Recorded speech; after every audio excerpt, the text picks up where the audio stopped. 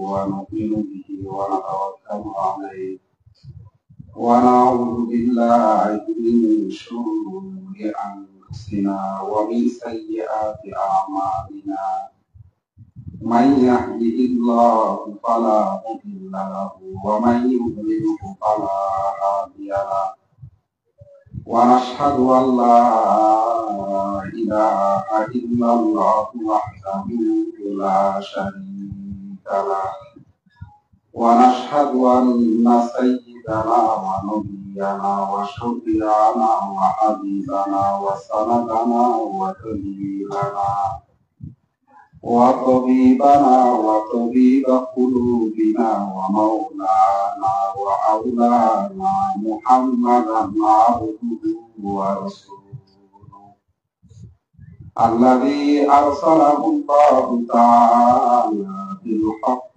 بشيرا ونذيرا وداعيا إلى الله بإذنه وسراجا منيرا اللهم صل على محمد النبي الأمي وعلى آله وصحبه وبارك وسلم أما بعد فأعوذ بالله من الشيطان الرجيم بسم الله الرحمن الرحيم وأمر أهلك بالصلاة واصطبر عليها لا نسألك رزقا نحن نرزقك والعاقبة للتقوى صدق الله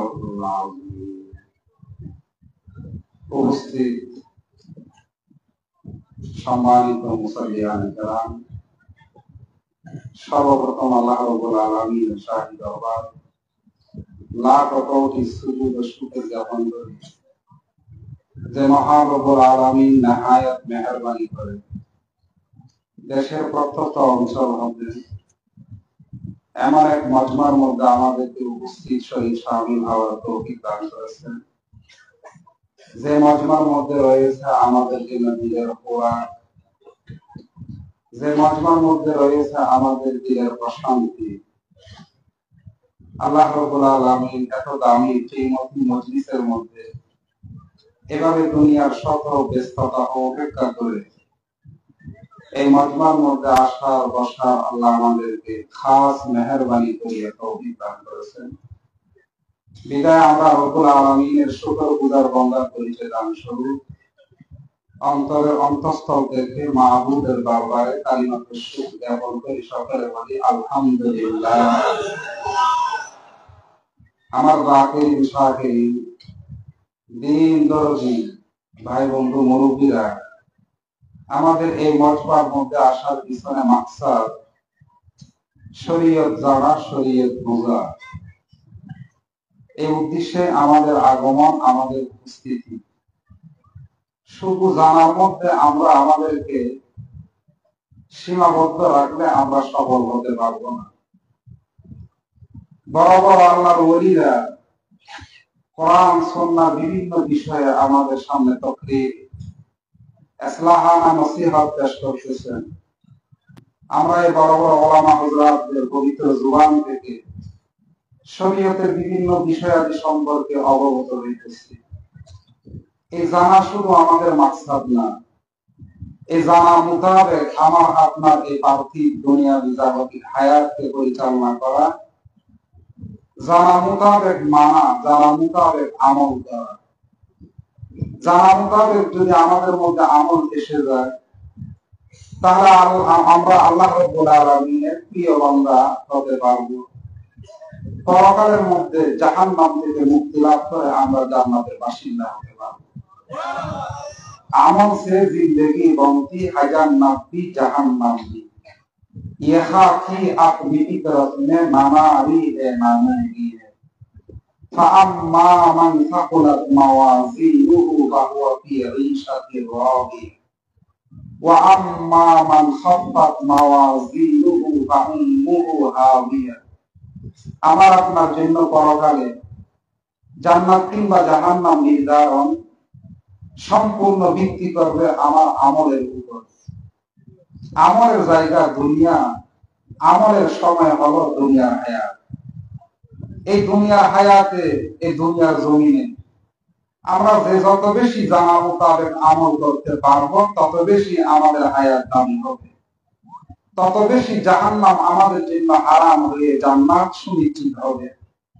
এই জন্য আমার ভাই বন্ধু মুরব্বীরা, আমরা আমাদের মধ্যে আমলি জজবা ধারণ করতে হবে সাহাবায়ে কেরামের ন্যায়। সাহাবায়ে কেরাম আল্লাহর হাবিবের জুবানের দিকে তাকিয়ে থাকতেন। আল্লাহর হাবিব সাল্লাল্লাহু আলাইহি ওয়াসাল্লাম কখন শরীয়তের কোন বিষয়ে নিজের জুবান দ্বারা বলবেন, আর সাহাবায়ে কেরাম শোনা মাত্র তদ্নুযায়ী আমলে লেগে যেতেন। পয়গম্বরের জলিলুল কদর সাহাবী হযরত আব্দুল্লাহ ইবনে মাসউদ রাদিয়াল্লাহু তাআলা আনহু এভাবেই বলেন, কুন্না ইযা আলিমনা শাইআন আমিলনা বিহি। যখন আমরা শরীয়তের কোন বিষয় জানতাম, জানতে দেরি তদ্নুযায়ী আমল করতে আমরা কি করতাম না, দেরি করতাম না। সাহাবায়ে কেরামের এই আদর্শ পয়গম্বরের জলিলুল কদর আরেকজন সাহাবী হযরত আব্দুল্লাহ ইবনে ওমর রাদিয়াল্লাহু তাআলা আনহু বলেন, মা রাআইতু রাসূলুল্লাহ সাল্লাল্লাহু আলাইহি ওয়াসাল্লাম ইয়াফআলু শাইআন ইল্লা ফাআলতু মিথলাহু।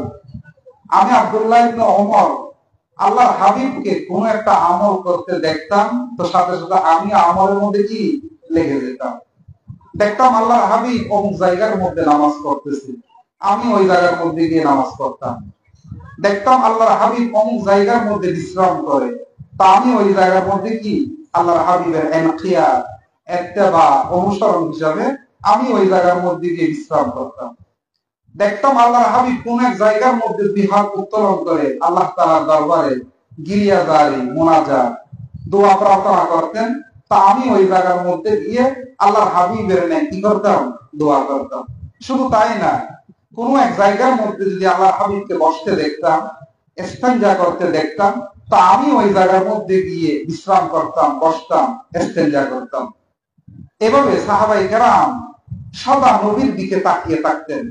নবীজি সাল্লাল্লাহু আলাইহি ওয়াসাল্লাম কখন কোন আমল করে, কখন কোন কথা বলে, পয়গম্বর থেকে দেখে, পয়গম্বর থেকে জেনে সাহাবায়ে কেরাম পরে করব, পরের জন্য বরাদ্দ রাখতেন না, বিলম্ব করতেন না, জানার সাথে সাথে কি করতেন, আমলের মধ্যে লেগে যেতেন।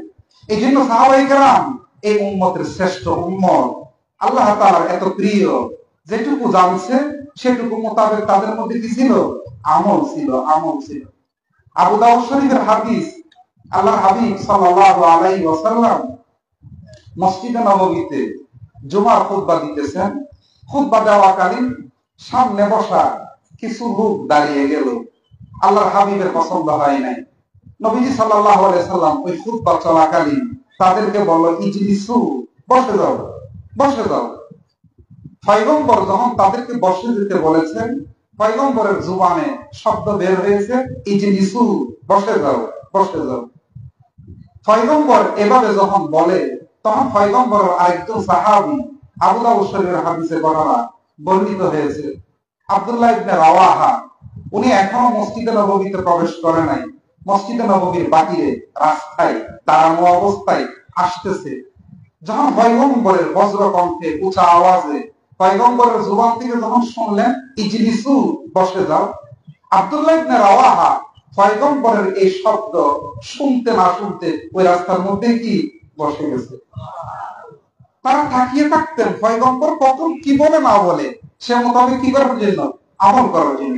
অথচ আল্লাহর হাবিব ইজলিসু, বসে যাও, এই শব্দ বলার মাধ্যমে যাদেরকে খেতাব করেছে, যাদেরকে সম্বোধন করেছে, তাদের মধ্যে ওই আব্দুল্লাহ ইবনে রাওয়াহা না। কিন্তু আব্দুল্লাহ ইবনে রাওয়াহা মনে করেছে এই কথাটা আমাকেও বলেছে, আমরা যারা দাঁড়ানো, আমাদের সবাইকে আল্লাহর হাবিব বসে যাওয়ার জন্য বলেছে। আমি যদিও বা মসজিদের বাহিরে রাস্তায় দাঁড়ানো, যেহেতু বসতে বলছে, তাহলে আমি দাঁড়াই কিভাবে। পয়গম্বরের কথার প্রতি সম্মান দিতে গিয়ে আব্দুল্লাহ ইবনে রাওয়াহা ওই রাস্তার মধ্যে কি হয়ে গেছে, বসে গেছে। আল্লাহর হাবিব সাল্লাল্লাহু আলাইহি ওয়াসাল্লাম খুতবা শেষ করার পরে আব্দুল্লাহ ইবনে রাওয়াহাকে ডাকলো, ও আব্দুল্লাহ ইবনে রাওয়াহা, তুমি কেন মসজিদের বাইরে রাস্তায় বসে গেলা? আমি তো বসতে বলেছি আমার সামনে যারা এই মসজিদে নববীতে খুতবা চলাকালীন বিনা কারণে দাঁড়িয়ে গেছে তাদেরকে বসতে বলেছি, আমার সম্মোদিত ব্যক্তির মধ্যে তুমি ছিলা না, তুমি কেন বসে গেলা? আব্দুল্লাহ ইবনে রাওয়াহা বলে, ইয়া রাসূলুল্লাহ, আপনার বলার মধ্যে ব্যাপকতা ছিল। আপনার বলার মধ্যে কি ছিল? ব্যাপকতা ছিল। ইজলিসু, যারা দাঁড়ানো সবাই কি যাও, বসে যাও। এখানে খাস করা হয় নাই কারা বসবে কারা বসবে না, এভাবে তফসীর খাস করা হয় নাই। আপনার বলার মধ্যে ব্যাপকতা ছিল, সেই হিসাবে আমি আব্দুল্লাহ ইবনে রাওয়াহা মনে করেছি ওই বলার মধ্যে আমিও শামিল। আমিও কি শামিল? তখন আল্লাহর হাবিব আব্দুল্লাহ ইবনে রাওয়াহা আল্লাহ রাসূলের প্রতি আনুগত্যতা দেখে দোয়া করে দিলেন, জাদাকাল্লাহু হারসান আলা তাআতিল্লাহি ওয়া রাসূলিহি।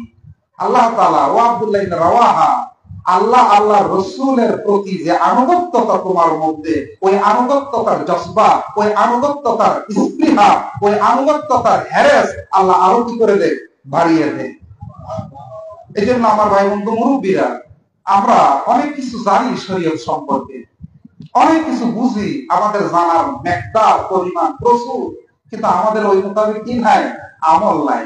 আমরা আমাদের জীবনটারে আমলি জিন্দেগি হিসাবে গঠন করার কি করব, চেষ্টা করব। দেখেন, পয়গম্বরের জলিলুল কদর সাহাবী হযরতে আবু তালহা আনসারী রাদিয়াল্লাহু আনহু। আবু তালহা আনসারী মদিনার সাহাবাদের মধ্যে সবচেয়ে বেশি সম্পদের অধিকারী ছিলেন।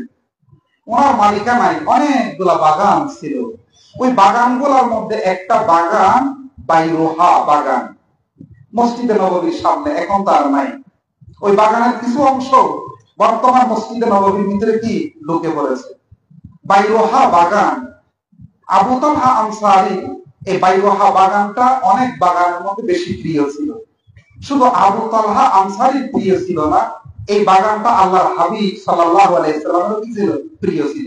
কারণ এই বাগানের মধ্যে এমন একটা কূপ ছিল, যে কূপের পানি বড়ই মিষ্টান্ন, যে কূপের পানি বড়ই পরিচ্ছন্ন। আল্লাহর হাবিব সাল্লাল্লাহু আলাইহি ওয়াসাল্লাম প্রায় সময় বাইরোহা বাগানের মধ্যে ঢুকে ওই কূপের পানি পান করতেন। ওই কূপের পানি কি করতেন, পান করতেন। আবু তালহা আনসারী রাদিয়াল্লাহু তাআলা আনহু পয়গম্বরের দরবারে উপস্থিত হয়ে বলতে লাগলো, ইয়া রাসূলুল্লাহ, আমি শুনেছি আপনার উপর কোরআনে কারীমের এই আয়াত নাযিল হয়েছে। কি আয়াত? লান তানালুল বিররা হাত্তা তুনফিকু মিম্মা তুহিব্বুন। আল্লাহ তাআলা বলেন, ও আমার বান্দা বান্দীরা, যাদেরকে আমি দুনিয়ার অর্থ ঐশ্বর্য ধন সম্পদ দান করেছি, জায়গা জমিন ব্যবসা বাণিজ্য দান করেছি, যাদের মালিকানায় জাগতিক অর্থ সম্পদ আছে, তারা কখনো চূড়ান্ত কল্যাণ, চূড়ান্ত নেকি অর্জন করতে পারবে না যতক্ষণ পর্যন্ত তাদের মালিকানায় থাকা সর্বাধিক তার কাছে যে জিনিসটা প্রিয়, ওই প্রিয় বস্তুটা আমি আল্লাহর রাস্তার মধ্যে কি না করবে, সৎকা না করে দেবে। এই মর্মে আল্লাহ তাআলা আয়াত নাযিল করলেন, লান তানালুল বিররা হাত্তা তুনফিকু মিম্মা তুহিব্বুন।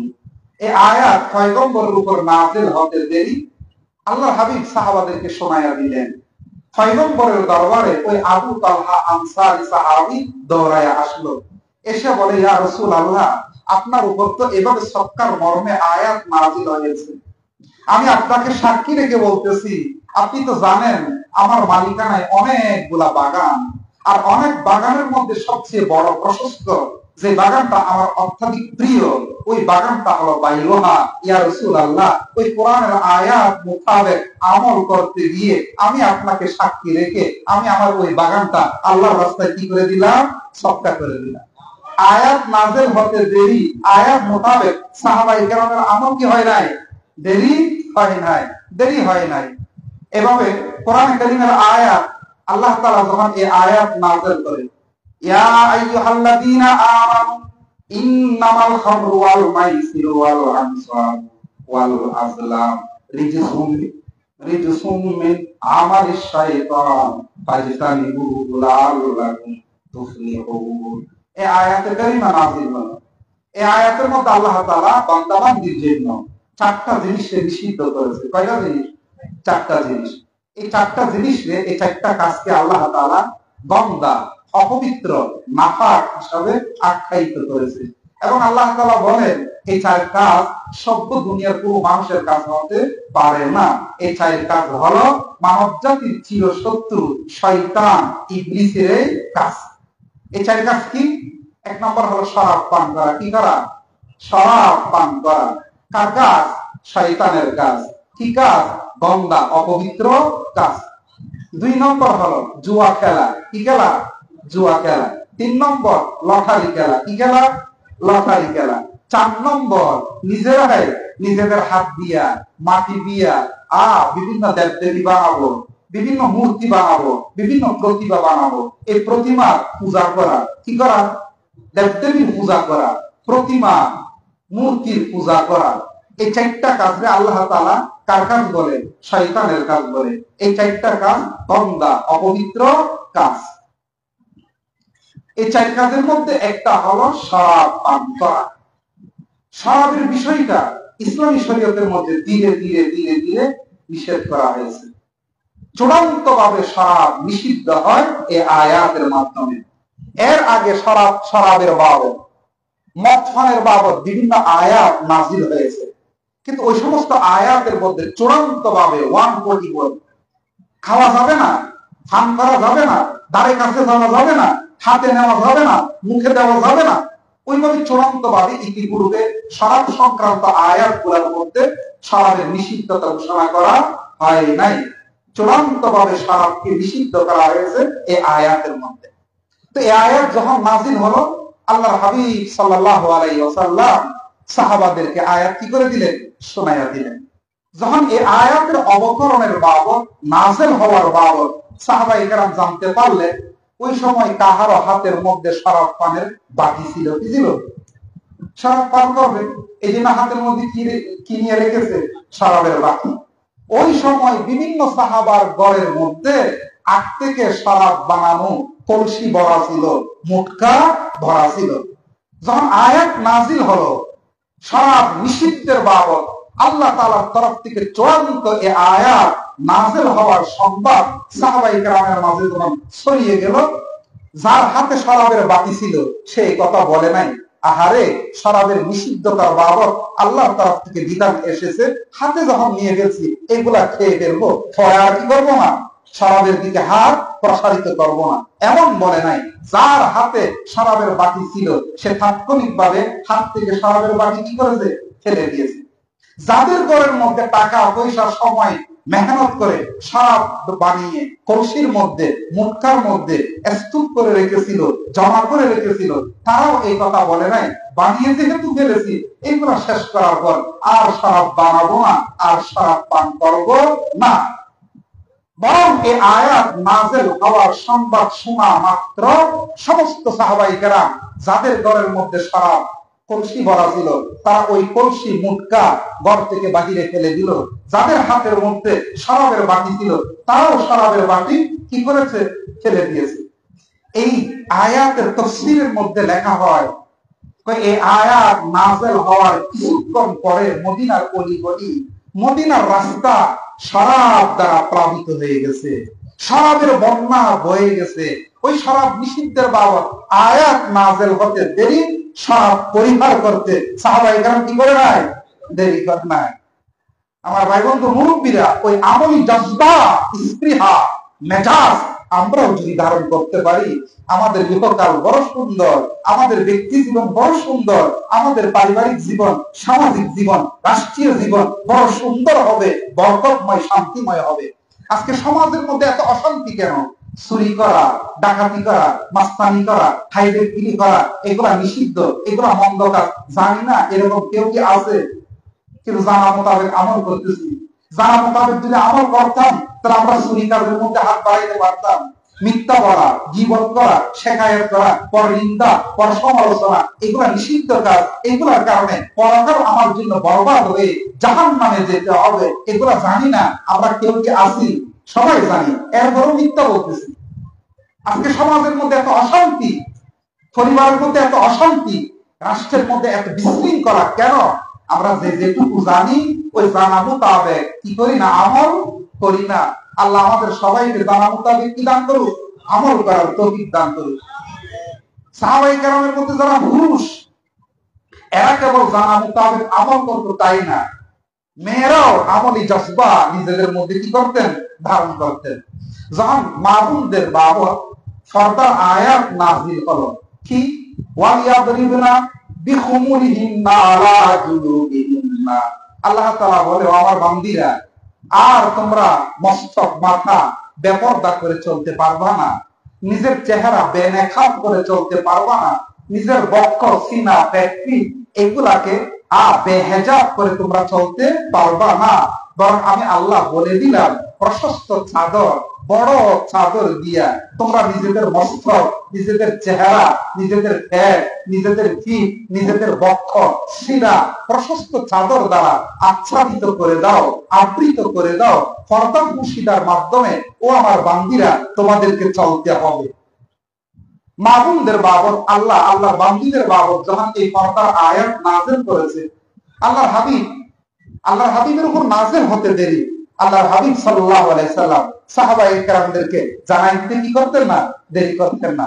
তো এই আয়াত যখন নাযিল হলো, ওই সময় মদিনার রাস্তায় কিছু মুসলিম মহিলা বেহেজাব ছিল, বেনেকাব ছিল।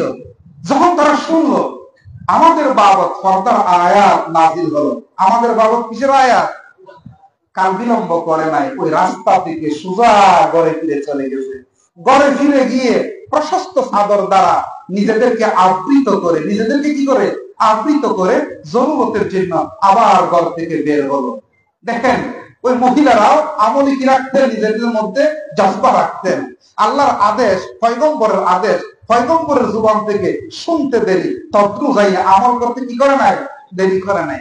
পয়গম্বরের সাহাবী হযরতে সাওবান রাদিয়াল্লাহু তাআলা আল্লাহর হাবিবের জুবান থেকে যখন এই হাদিস শুনেছে, কি হাদিস, আল্লাহর হাবিব বলেন, ক্বালা রাসূলুল্লাহ সাল্লাল্লাহু আলাইহি ওয়াসাল্লাম, মান সাল্লা 12 রাকাতান বানাল্লাহু লাহু বাইতান ফিল জান্নাহ।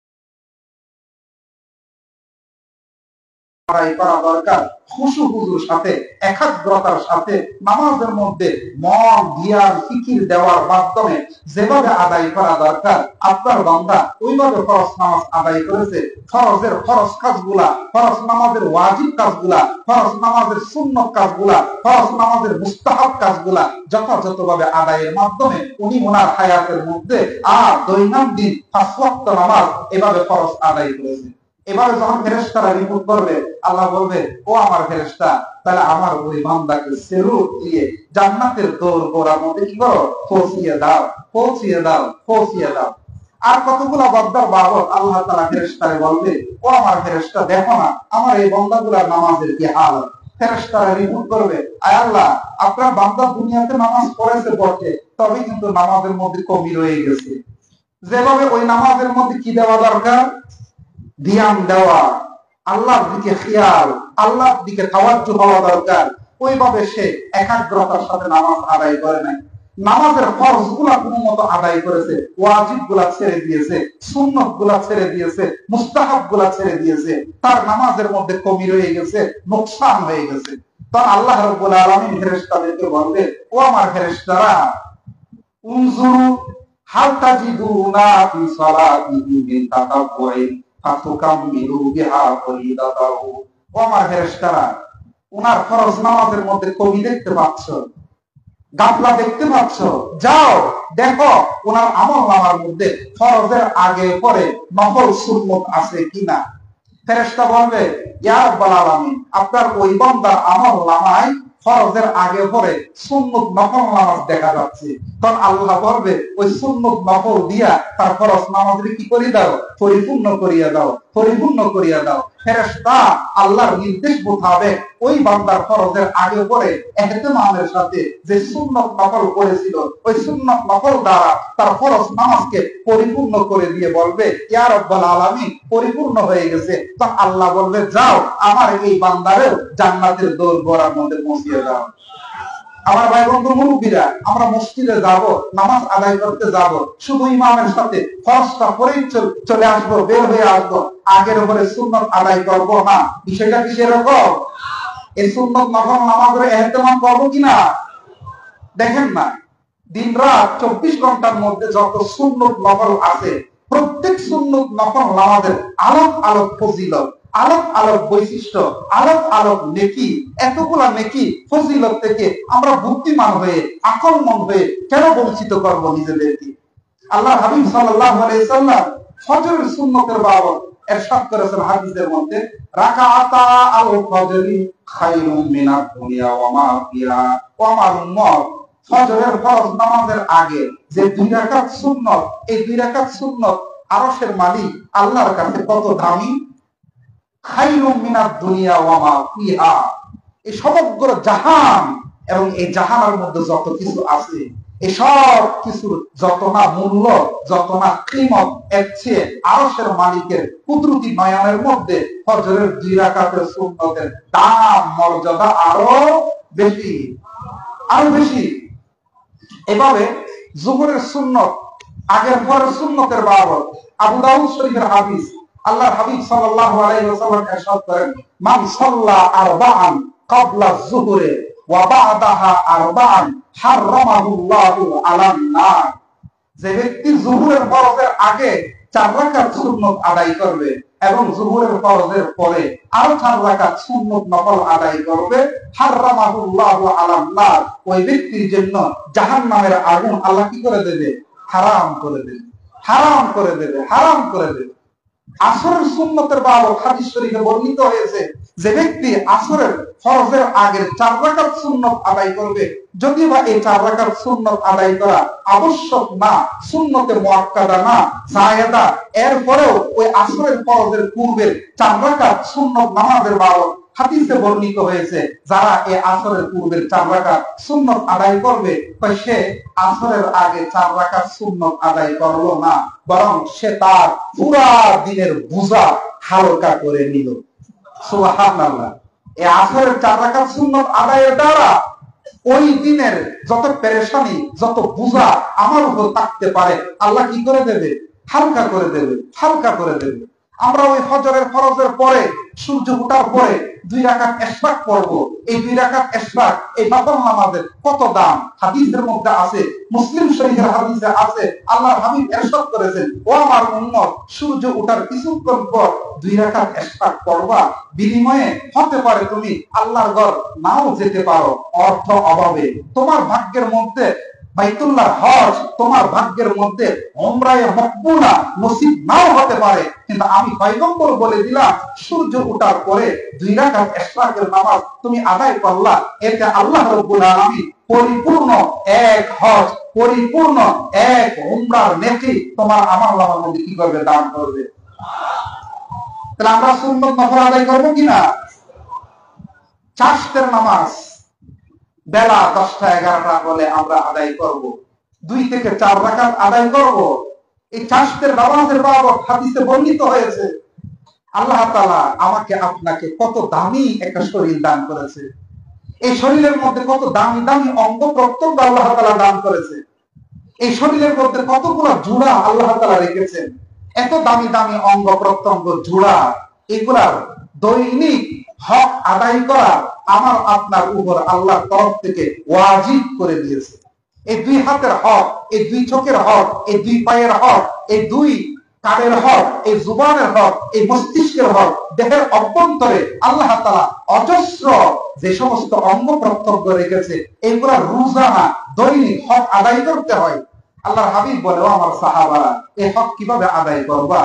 ওই চাশতের 2 রাকাত নামাজ, চাশতের 4 রাকাত নফল নামাজ আদায় করো। নফল নামাজ ওই দিন আদায় করেছো চাশতের, তাহলে ওই চাশতের নামাজের মাধ্যমে ওই দিনের তোমার আল্লাহ প্রদত্ত এই অঙ্গ প্রত্যঙ্গের হক কি হয়ে যাবে? আদায় হয়ে যাবে। সুবহানাল্লাহ। এভাবে আমরা মাগরিবের ফরজ নামাজের পরে 6 রাকাত কি পড়বো? আওয়াবিন পড়বো। কি পড়বো? 6 রাকাত আওয়াবিন পড়বো। এই 6 রাকাত আওয়াবিন পড়লে তাতে ফায়দা কি? অনেক ফজিলত। একটা ফজিলত হলো 12 বৎসর লাগাতার ইবাদত করলে যত নেকি মাগরিবের ফরজের পরে 6 রাকাত কাহার সাথে বাজে কথাবার্তা না বলে মাগরিবের ফরজের পরে 6 রাকাত আওয়াবিনের নামাজ আদায় করব। আল্লাহর হাবিব বলে ইসনা আশারা সানা 12 বৎসর ইবাদত করলে যেই নেকি ওই পরিমাণের নেকি এই 6 রাকাতের বদৌলতে আল্লাহ তাআলা আমার আপনার আমলনামার মধ্যে কি করবে? দান করবে, দান করবে। তাহাজ্জুদের নামাজ, তাহাজ্জুদের নামাজ তো তাহাজ্জুদের নামাজ। আল্লাহর হাবিব সাল্লাল্লাহু আলাইহি সাল্লাম হাদিসের মধ্যে ইরশাদ করেছেন, ক্বালা রাসূলুল্লাহ সাল্লাল্লাহু আলাইহি ওয়াসাল্লাম আফজালুস সালাত বাদাল ফরিজাতি সালাতুল লাইল। ফরজ নামাজের পরে আল্লাহর কাছে সবচেয়ে সর্বোত্তম প্রিয় নামাজ হলো শেষ রাতের নামাজ, রাতের নামাজ, তথা তাহাজ্জুদের কি নামাজ। কোন নবী নবী হয় নাই, কোন ওলি ওলি হয় নাই, কোন গৌস গৌস হয় নাই, কোন কুতুব কুতুব হয় নাই, কোন নেককার নেককার হতে পারে না শেষ রাত্রে উইঠা তাকে তাহার হাসিল করে কমপক্ষে 2-4 রাকাত তাহাজ্জুদের নামাজ আদায় ব্যতীত। সমস্ত নবীদের শিওয়া, সমস্ত নবীদের আদর্শ শেষ রাত্রে উইঠা মাবুদের স্মরণ হিসাবে কি আদায় করা? নামাজ আদায় করা। আমরা এই নফল নামাজগুলো কি করব? ইহতিমাম করব। আল্লাহ রাব্বুল আলামিন আমাদেরকে ইহতিমাম করার দান করুক তৌফিক।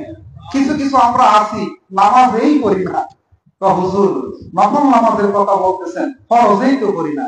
ও ভাই, এই যে ফরজ নামাজ আপনি পড়বেন না, তা আপনি আপনার এই কিমতি দামি দুনিয়ার হায়াতটা নষ্ট করলেন।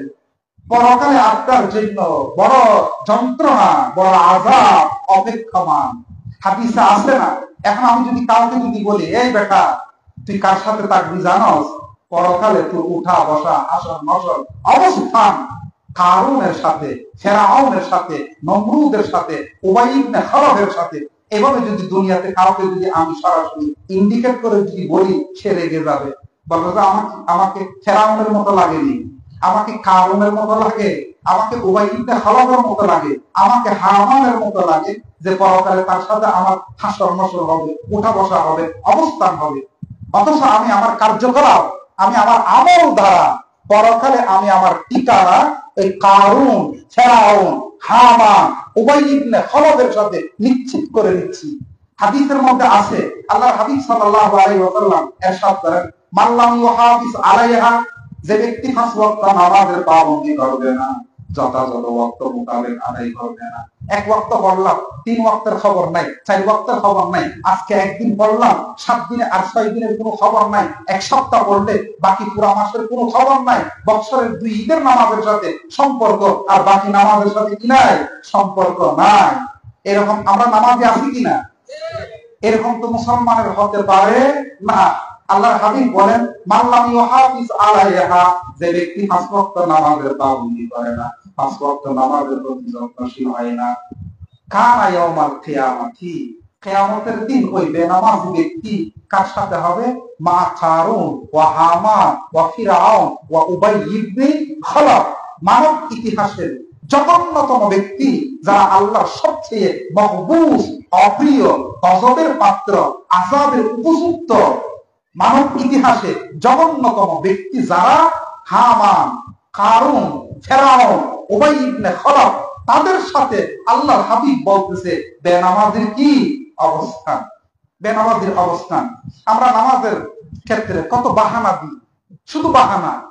আমি মেম্বার, আমি চেয়ারম্যান, আমি এমপি, আমি মিনিস্টার, আমি রাষ্ট্রপ্রধান, আমি এত এত ব্যবসা বাণিজ্যের মালিক, এত এত মিল ফ্যাক্টরির মালিক। হুজুর সময় তো বের করতে পারি না নামাজটা আদায় করার জন্য। এই জাগতিক দুনিয়াবি কাজে কাজে সময় চলে যায়। হাদিসে আছে রিওয়ায়াত বিল মানা হিসাবে, ইউতা বির রাজুলি ইয়াউমাল কিয়ামা ফায়ুকালু লাহু মা মানাআকা আন তুসাল্লিয়া।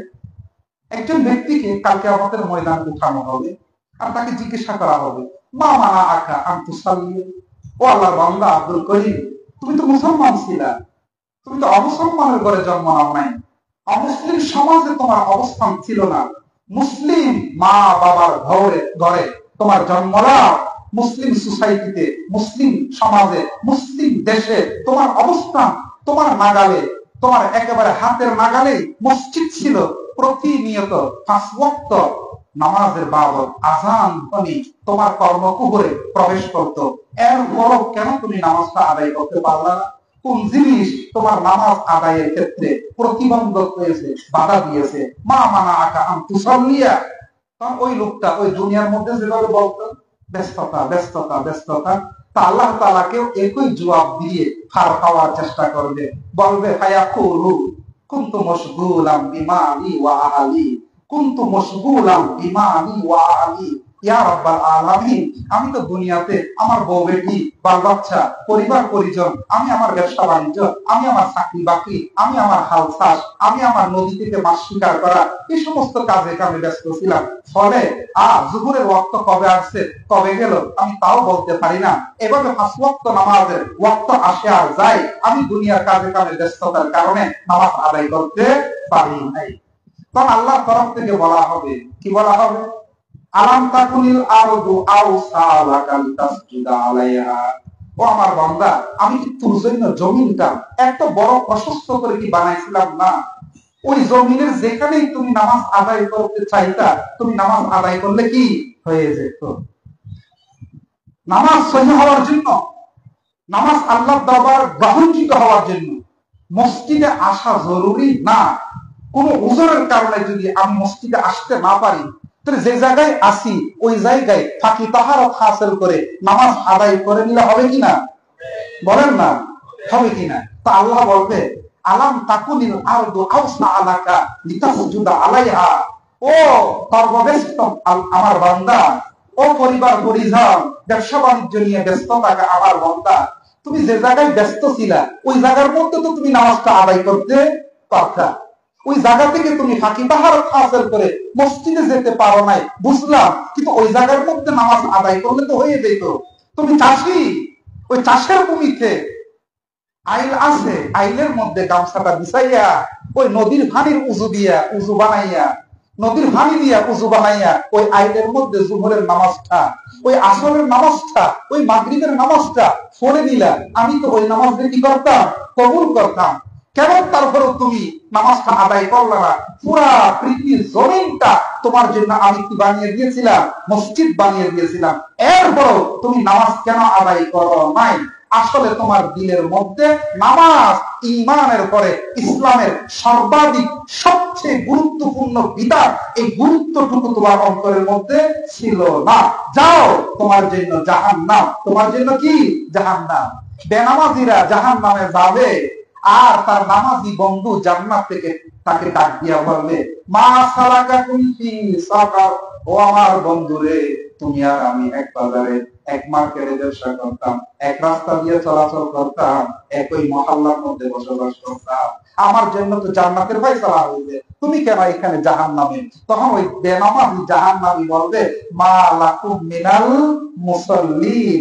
ও বন্ধুরে, তুই দুনিয়ার মধ্যে বড় সচেতন ছিলি, নামাজের ওয়াক্ত হলে হাজার কাজ থাকলেও কাজগুলাকে সাময়িক স্টপ করে মসজিদে চলে যাইতা, আর আমি ওই আজান শোনার পরে মসজিদের আশেপাশে থাকলে কোথায় চলে যাইতাম? ঘরে। ঘরে থাকলে কোথায় চলে যেতাম? বাজারে। এরপরও কোথায় যাইতাম না? মসজিদে যেতাম না। আমি নামাজি ছিলাম না। বেনামাজি হওয়ার কারণে এভাবে আজকে আমাকে পরকালে উত্তপ্ত এই জাহান্নামের আগুনের মধ্যে আমাকে নিক্ষিপ্ত হতে হয়েছে। এই জন্য আমার ভাই বন্ধু মুরব্বীরা, এই নামাজের আমরা কি করবো? ইহতেমাম করব।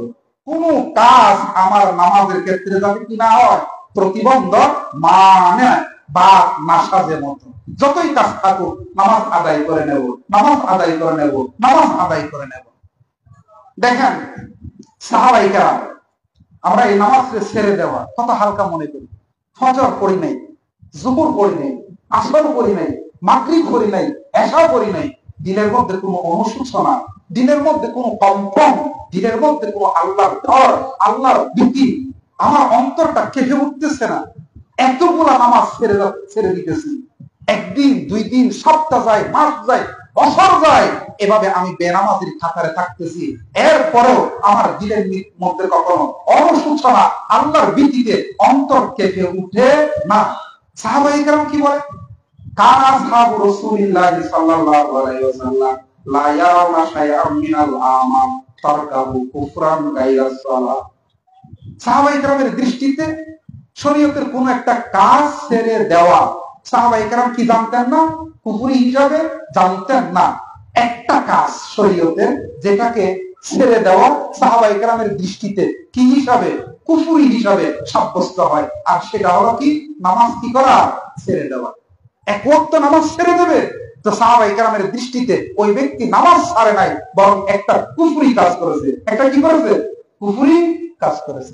এই জন্য ভাই বন্ধু মুরব্বীরা, আমরা আল্লাহর ওলি এই শাইখের সুহবতের মধ্যে আসবো, এসে এই নামাজের এহতেমাম, আমলের এহতেমাম, যখন যা জানবো ওই জানা মোতাবেক আল্লাহ প্রদত্ত এই হায়াতটারে সাজানো, সজ্জিত করার আমাদের কি করতে হবে? চেষ্টা করতে হবে। আমরা বাহানা দিই, কার কত কাজ।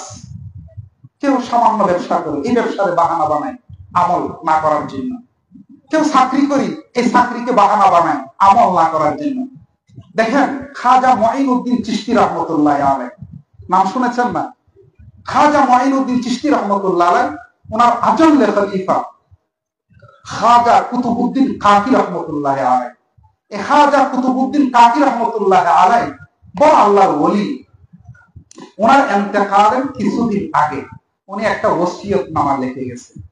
ওই ওসিয়তনামা লিখে তার একজন খাস খাদেমকে দিয়ে বলল, আমার ইন্তেকালের পরে আমার লাশ যখন দিল্লির ময়দানে উপস্থিত করা হবে, লক্ষ লক্ষ আমার মুরিদান ভক্ত নুরাগীরা আসবে আমার জানাজা পড়ার জন্য।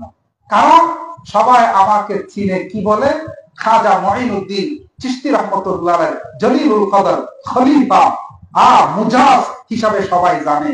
সেই হিসাবে আমার ইন্তেকালের সংবাদ শুনে হাজারো মানুষ আসবে। যখন সবাই জানাজার নামাজ আদায়ের জন্য দাঁড়াবে, তখন আমার এই ওসিয়তনামা, আমার এই হক, আমার এই চিঠিটা তৎকালীন দিল্লির মসনদের শাসক, অখণ্ড ভারতের শাসক, কত বড় বিশাল সাম্রাজ্য এই ভারতবর্ষ, এই ভারতবর্ষের দিল্লির মসনদের তৎকালীন শাসক শামসুদ্দিন আল-তামাস রহমতুল্লাহ আলাইহ, ইনি একদিকে জাহেরান বাদশাহ, শাসক, সম্রাট, অপরদিকে উনি একজন নিরেট খালেস আল্লাহর ওলি। উনি যে এত বড় উঠাপক্কার আল্লাহর ওলি উনি কখনো প্রকাশ করে নাই, প্রকাশ পেতে দেয় নাই। সদা নিজেকে স্বাভাবিক একজন দুনিয়াদার মানুষ হিসাবে কি করতেন? জাহের করতেন। মানুষটা ওনাকে একজন ন্যায় পরায়ণ শাসক হিসাবে জানতেন। শামসুদ্দিন আল-তামাস রহমতুল্লাহ আলাইহ, কুতুবউদ্দিন কাকি রহমতুল্লাহ আলাইহ ইন্তেকালের ওয়াফাতের কয়েকদিন আগে যে ওসিয়তনামা লিখে গেছে, এই ওসিয়তনামা দেওয়ার জন্য বলছে কাকে? শামসুদ্দিন আল-তামাস। জানাজা শুরু করার আগে ওসিয়ত মোতাবেক কয়েকদিন পরে আল্লাহর ওলি খাজা কুতুবউদ্দিন কাকি রহমতুল্লাহ আলাইহ ওয়াফাত হয়ে গেল। ওয়াফাতের পরে ওই হযরতের লেখা চিঠিটা, ওসিয়তনামা শামসুদ্দিন আল-তামাস রাহিমাহুল্লাহ হাতে দিয়ে আসলেন। সবাই হাজার হাজার হাজার হাজার মানুষ উপস্থিত, হাজার হাজার মানুষ কি উপস্থিত, কাতার বন্দী। জানাজা পড়াবে কে? একে অপরের দিকে তাকাই। ওই জানাজা পড়তে আসছে যে উপস্থিত জনতার মধ্যে, মুসল্লিদের মধ্যে বড় বড় মুহাদ্দিস, বড় বড় মুফতি, বড় বড় মহাপরিচালক, মুহতামিম, আল্লাহর ওলি, এরকম খাস খাস বহু মানুষের উপস্থিতি। একজন আরেকজনের দিকে তাকায়, জানাজা পড়াবে কে? কাকে পড়ানোর জন্য বলে গেছে কেউ জানতে পারে না। এভাবে সবাই একে অপরের দিকে তাকাতে তাকাতে কেউ হিম্মত করে না। সর্বশেষ সুলতান শামসুদ্দিন আল-তামাস রহমতুল্লাহ আলাইহ চিঠিটা বের করে সবাইকে শোনায়া দিল যে খাজা কুতুবউদ্দিন কাকি রহমতুল্লাহ আলাইহ ওই ব্যক্তিকে জানাজা পড়ানোর অথরিটি দিয়ে গেছে। ওই ব্যক্তি ওনার জানাজা পড়াবে যে ব্যক্তির মধ্যে এই 4টা গুণ থাকবে। কয়টা গুণ? 4টা গুণ। কয়টা গুণ? 4টা। এই 4 গুণে গুণান্বিত ব্যক্তি যদি পাওয়া না যায়, বেগাইরে জানাজা, জানাজা পড়ানো ছাড়া আমাকে এমনি কি করে দেবে? দাফন করে দেবে। এই 4 গুণে গুণান্বিত ব্যক্তি কেউ থাকলে সেই আমার জানাজা পড়াবে, আর এই 4 গুণে গুণান্বিত ব্যক্তি পাওয়া না গেলে জানাজা ব্যতীত বেগাইরে জানাজা আমাকে কি করা হবে? দাফন করে দেওয়া হবে। শামসুদ্দিন আলতামাস রাহমাতুল্লাহ আলাইহি বুলন্দ আওয়াজে ওই 4 গুণ কি 4 শর্ত কি সবাইকে জানিয়ে দিল। 1 নাম্বার হলো যে বালেগ হওয়ার পর থেকে অদ্যাবধি যার 1 ওয়াক্ত নামাজ কাজা হয় নাই। এটা কি চারটিখানি মামুলি কোন শর্ত? আমরা যারা বড় বড় মুফতি মুহাদ্দিস হইতেছি এগুলো পরে হইতেছি, যখন থেকে বালেগ তখন থেকে আমরা এভাবে শরীয়ত মানা, শরীয়ত মোতাবেক চলা আছে আমাদের মধ্যে। উনি এমন একটা শর্ত লাগাই দিল, ওই ব্যক্তি জানাজা পড়াতে পারবে যে ব্যক্তি বালেগ হওয়ার পর থেকে অদ্যাবধি 1 ওয়াক্ত নামাজ কি করে নাই, কাজা করে নাই, ছেড়ে দেয় না, কি করে নাই, কাজা করে নাই। 1 নাম্বার শর্ত। 2 নাম্বার শর্ত হলো যে ব্যক্তি বালেগ হওয়ার পর থেকে অদ্যাবধি কপালের নিচের 2 চোখ দ্বারা শাহওয়াতের সাথে লজ্জতের সাথে বেগারা কোন মহিলার দিকে তাকায় নাই। যে ব্যক্তি তার 2 নয়ন চোখ দিয়া বেগানা কোন মহিলার দিকে কুদৃষ্টি দেয় নাই, সেই আমার জানাজা কি করবে, পড়াবে। কয় শর্ত? 3 নম্বর শর্ত, যে ব্যক্তি বালেগ হওয়ার পর থেকে অদ্যাবধি শেষ রাত্রে কোন এক রাত্রে যার তাহাজ্জুদ হয় নাই, ছুটে যায় নাই, 1 রাত্রেও তাহাজ্জুদ হয় নাই, ফৌত হয় নাই, ছুটে যায় নাই। নম্বর 4, যে ব্যক্তি আসরের আগে 4 রাকাত সুন্নত, যে সুন্নতে মুআক্কাদা না, পড়া আবশ্যক না, তা সত্ত্বেও যে ব্যক্তি বালেগ হওয়ার পর থেকে অদ্যাবধি আসরের ফরজের আগে 4 রাকাত সুন্নত কখনো কি করে নাই, ছাড়ে নাই। এই 4 শর্ত যার মধ্যে পাওয়া যাবে, এই 4 গুণে যে গুণান্বিত হবে, সেই কেবল আমার জানাজা কি করবে, পড়াবে। এখন উপস্থিত মুফতি মুহাদ্দিস বড় বড় আল্লাহর ওলি, সে তার জীবনের দিকে তাকাইতে থাকলো, বলে যে আমি তো আল্লাহর ওলি হইতেছি 30 বছর পরে গিয়ে, আরেকজন বলতেছে আমি তো দরবেশ হইতেছি 40 বছর পরে গিয়ে। আমার হায়াতের মধ্যে কত ওয়াক্ত নামাজ কাজা হয়ে গেছে, আমার হায়াতের মধ্যে কত রাত্রের তাহাজ্জুদের নামাজ মিস হয়ে গেছে, আমার এই হায়াতের মধ্যে আসরের পূর্বের 4 রাকাত কত কত আমি আদায় করি নাই, আমার হায়াতের মধ্যে ইচ্ছায় অনিচ্ছায় সুন্দরী বেগানা মহিলাদের প্রতি কত শতবার দৃষ্টিপাত করেছি। এই শর্তের আওতায় উপস্থিত লাখ জনতার কেউ শামিল হতে পারে না, কেউ কি শামিল হতে পারে না, শামিল হতে পারে না। সবাই আরো বেশ কিছুক্ষণ অপেক্ষা করে দেখলো যে না, এই লোকের জানাজা পড়াবার কোন ব্যক্তি নাই, খামাখা আমরা সময় নষ্ট না করি, আমরা জানাজা না পড়ে নিজ নিজ গন্তব্যের মধ্যে কি ফিরে যাই।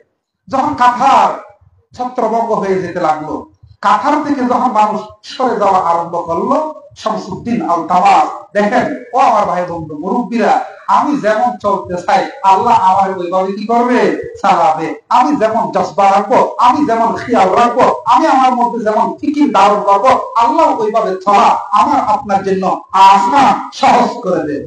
শামসুদ্দিন আলতামাস রাহমাতুল্লাহ আলাইহি সবার সামনে গিয়ে ওই কুতুবউদ্দিন কাকি রাহমাতুল্লাহ আলাইহি খাকিয়ার সামনে দাঁড়াইয়া সবাইকে বুলন্দ আওয়াজে বলতে লাগলো, ও আল্লাহর বান্দারা, কেউ যেও না, সবাই জানাজা করে যাও।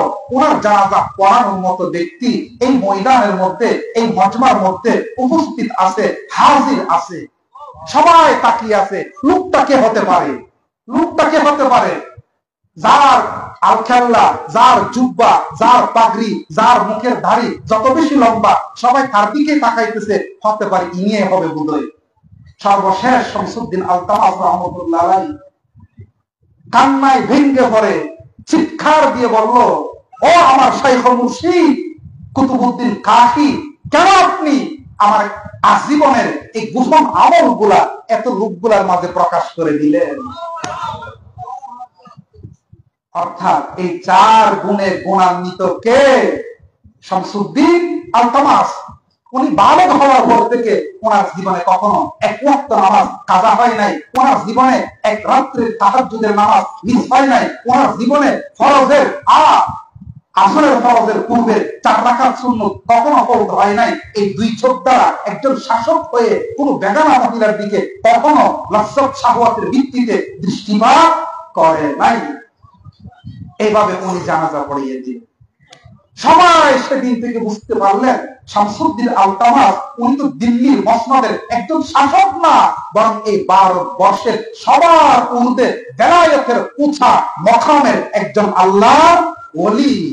ও আমার ভাই বন্ধু মুরব্বীরা, আমার এটাই বলা বাচ্চা, উনি একজন শাসক হয়ে ওনার চেয়ে বেশি কর্মব্যস্ত ব্যক্তি আমাদের বেশি।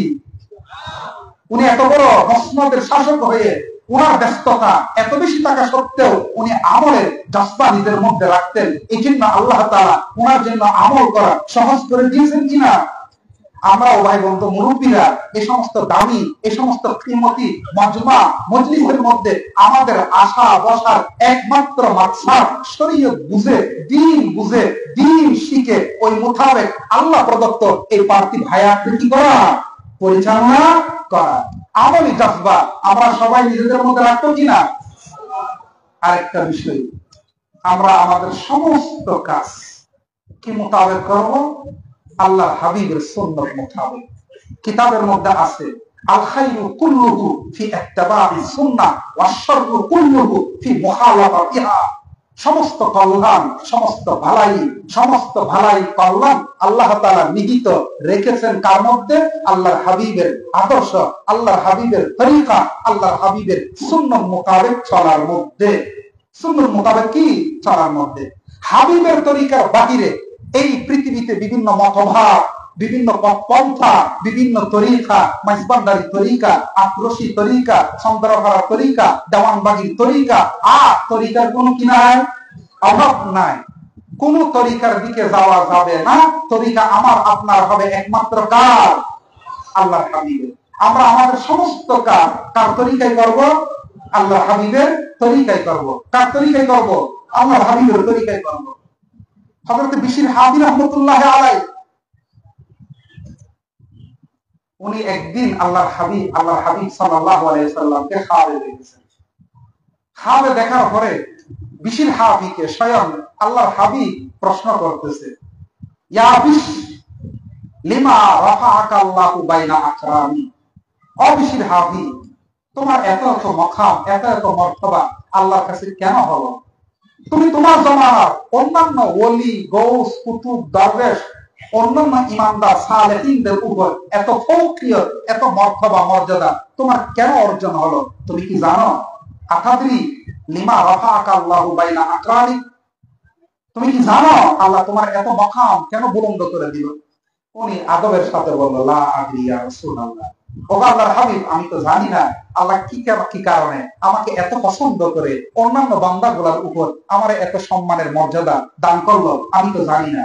তখন আল্লাহর হাবিব বলতেছে, লিইত্তিবা'i সুন্নতি, লিইত্তিবা'i সুন্নতি, লিইত্তিবা'i সুন্নতি। ও বিশির হাদি, তুমি হার কদমে কদমে প্রত্যেকটা কাজের ক্ষেত্রে আমি হাবিবের তরিকা, আমি হাবিবের আদর্শ, আমি হাবিবের সুন্নাহ তুমি খুঁজে খুঁজে বের করে ওই মোতাবেক চলার চেষ্টা করো। আমার সুন্নতের ইত্তেবা, আমার সুন্নতের জজবা, আমার সুন্নতের মহব্বত এভাবে অন্তরে লালন করে তোমার হায়াতটারে সাজানোর কারণে আল্লাহ তাআলা তোমার এই মাকাম এভাবে কি করে দিয়েছেন?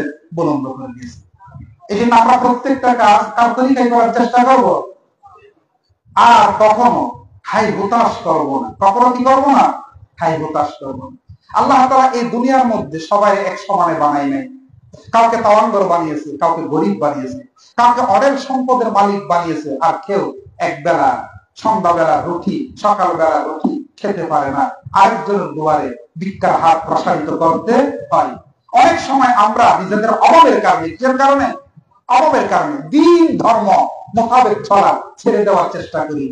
সময়ে সময়ে কিছু অবুঝ আমরা আল্লাহর বান্দারা আল্লাহর বিরুদ্ধে না ইনসাফির অভিযোগ দেওয়ার অপচেষ্টা করি। খবরদার, আল্লাহর ইহসান আমার আপনার ডানে বামে অগ্রে পশ্চাতে আমার মাথার তালু থেকে পায়ের তালু পর্যন্ত এত এত ইহসান, এই ইহসান গুলা নিজে ধারণ করে ওই আল্লাহর বিরুদ্ধে না ইনসাফির অভিযোগ করা, ওই আল্লাহর খেলাফ চলা আদৌ এটা কি হতে পারে না? বিবেক মানের কাজ করতে পারে না। দেখেন, হিলিয়াতুল আউলিয়া, আউলিয়ায়ে কেরামের জীবনী মূলক একটা কিতাব, আবু নাঈম আল ইসফাহানি রাহিমাহুল্লাহ তাআলা রচিত কিতাব। এই হিলিয়াতুল আউলিয়ার মধ্যে একজন আল্লাহ জগৎ বিখ্যাত আল্লাহর ওলি হযরত ইব্রাহিম ইবনে আদহাম রাহমাতুল্লাহ আলাইহি একটা ঘটনা। ইব্রাহিম ইবনে আদহাম উনি তো জীবনের শুরুতে বড় প্রভাবশালী বাদশা ছিলেন। এত সুন্দর সুঠামদেহী সুদর্শন ছিলেন। 10 বছর বরফ দেশের কি ছিলেন? বাদশা ছিলেন। কিন্তু সদা ওনার দিলের মধ্যে একটা চাওয়া, এত কিছু আছে, আমার খাদেম আছে, খাদ্দামা আছে, গোলাম বান্দি আছে, সৈন্য সামন্ত আছে, রাজপ্রসাদ, নাজ নেয়ামত, খাওয়া দাওয়া, আরাম আয়েশের এত এত আসবাব, সবুজ সামান, সবকিছু আছে। সবকিছুর মধ্যে সে অবস্থান করে, কিন্তু সে দিলি রাহাত, কলবি ইতমিনান, অন্তরের প্রশান্তি সে মুঠেও কি এহসাস করতে পারে না। সদা সে ওই দিলের রাহাত, দিলের প্রশান্তি অনুভব করতে থাকে, এটা কিভাবে আমি পেতে পারি?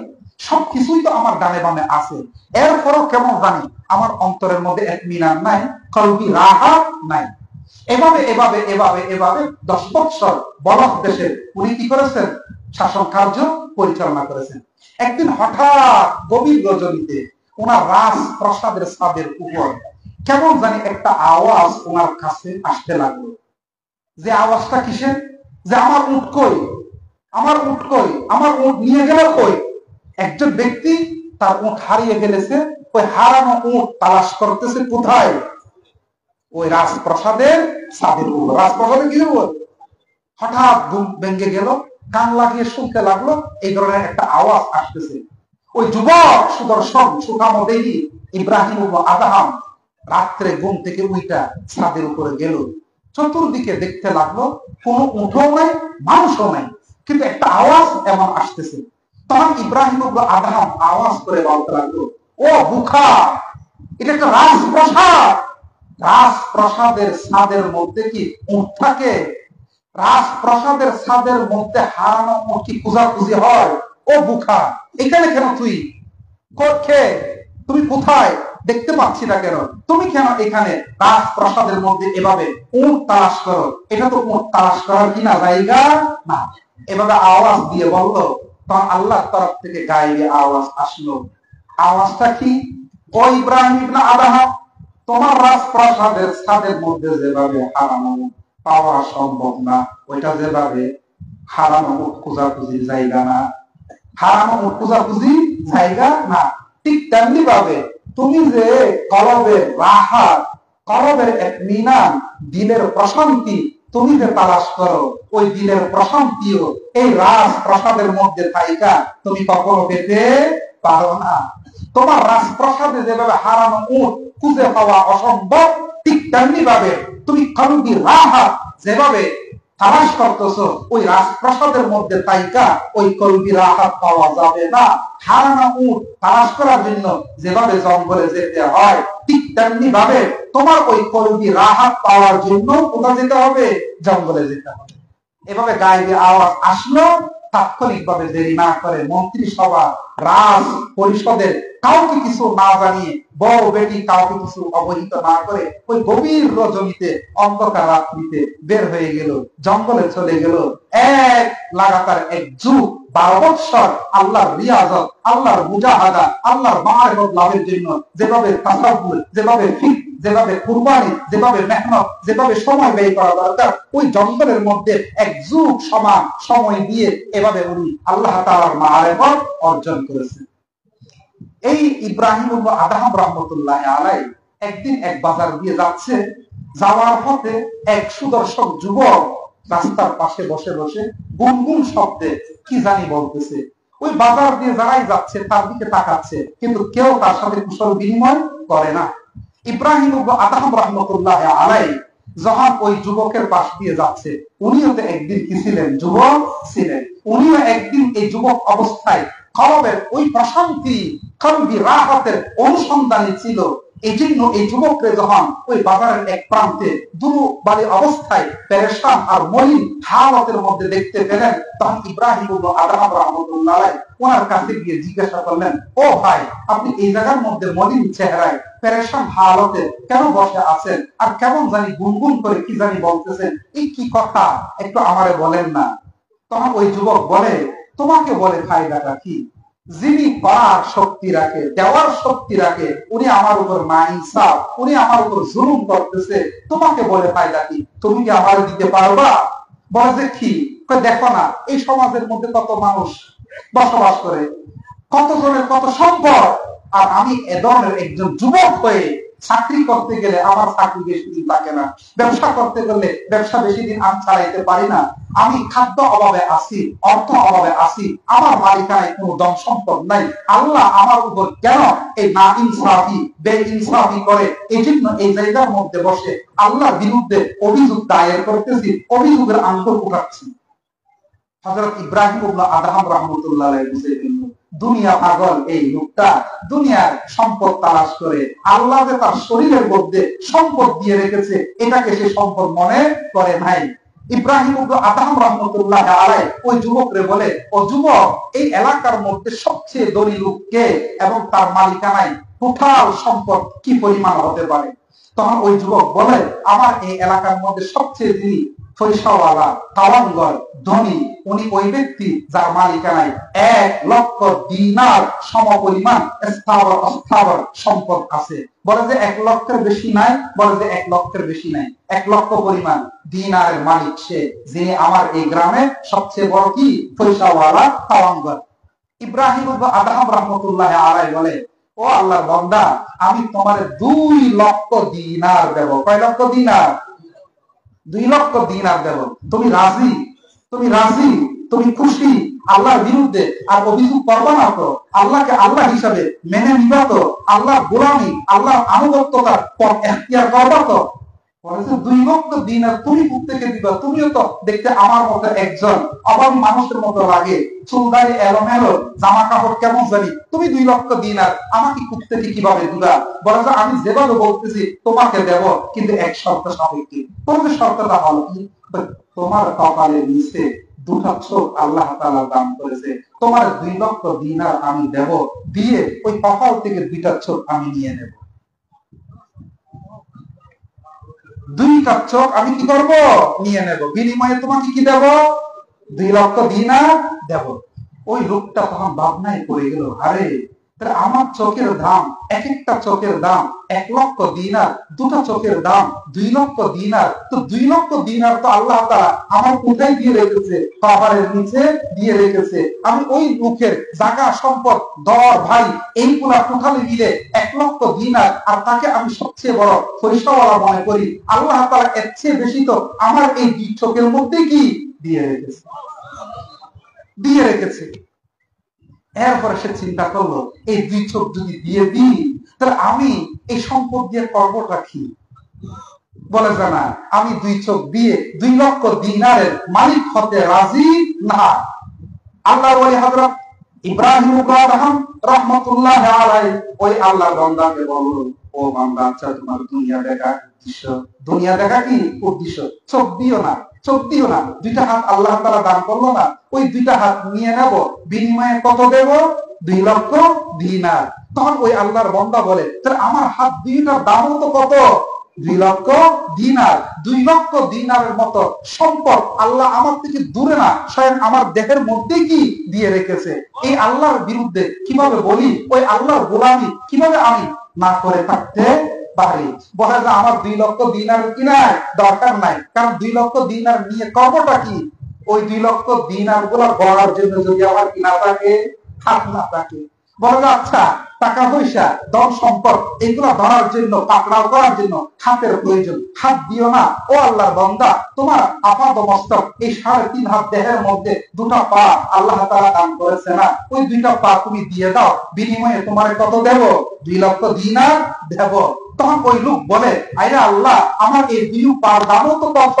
2,00,000 দিনার। আল্লাহ তো আমার শরীরের মধ্যে আর দুই পা দিয়া 2,00,000 দিনার এভাবে দান করেছে। হ্যাঁ, আমি তো এই আল্লাহর এহসান, আল্লাহর এই নেয়ামত হিসেবে কখনো বুঝতে পারি নাই, বুঝার চেষ্টাও করি নাই। বলে যে, ও আল্লাহর বান্দা ইব্রাহিম, আমার 2,00,000 দিনারের প্রয়োজন নাই, কারণ আমি এই 2,00,000 দিনার নিয়ে করবোটা কি যদি আমি এই টাকাগুলা নিয়ে হাঁটাহুটা করতে না পারি। এভাবে ইব্রাহিম ইবনে আদহাম রাহমাতুল্লাহ আলাইহি ওই ব্যক্তির শরীরের মধ্যে এক একটা অঙ্গের বিনিময়ে এক এক লক্ষ দিনার দেওয়ার অফার করে, আর ওই ব্যক্তি বলে আমি দেব না, দেব না, দেব না। সর্বশেষ ইব্রাহিম ইবনে আদহাম বলে, ও আহমক, আল্লাহর বান্দা, এবার বুঝো তোমার 3.5 হাত দেহের মধ্যে আল্লাহ অজস্র কি পরিমাণ নিয়ামত দিনার দিরহামের চেয়েও বেশি মূল্যবান বস্তু দিয়ে রেখেছে। আমার ভাই বন্ধু মুরব্বীরা, আমরা অনেক সময় অভাবের ধারণায় রাহে হক, আল্লাহর গোলামীর হক, শরীয়ত মানার পথ থেকে নিজেদেরকে বিচ্যুত করার চেষ্টা করি, নোংরামির পথে চলে যাওয়ার চেষ্টা করি, ওই কিছু গাড়ি বাড়ি জায়গা জমিনের মালিক হতে না পারার কারণে। না, আল্লাহ যেটুকু আমাকে দিয়েছে এটুকু শুকরিয়া যদি আমি আদায় করি, এটুকু পেয়ে যদি আমি শুকর গুজার বান্দারের তালিকায় যদি নিজেকে যদি তালিকাভুক্ত করতে পারি, আমি যেগুলা চাচ্ছি এগুলা আল্লাহ তাআলা আমার চাওয়া ছাড়াও আল্লাহ তাআলা আমাকে আপনাকে কি করবে, দান করবে। আল্লাহ রাব্বুল আলামিন আমাদের সবাইকে আল্লাহ তাআলার আজমত, আল্লাহ তাআলার বরত্বতা দিলের মধ্যে ধারণ করে আল্লাহর গোলামীর পথ এখতিয়ার করার আমাদের সবাইকে তৌফিক দান করুন। আমরা যা কিছু জানবো জানা মোতাবেক আল্লাহ আমাদেরকে আমল করার তৌফিক দান করুন। ওয়া আখিরু দাওয়ানা আনিল হামদুলিল্লাহি রাব্বিল আলামিন।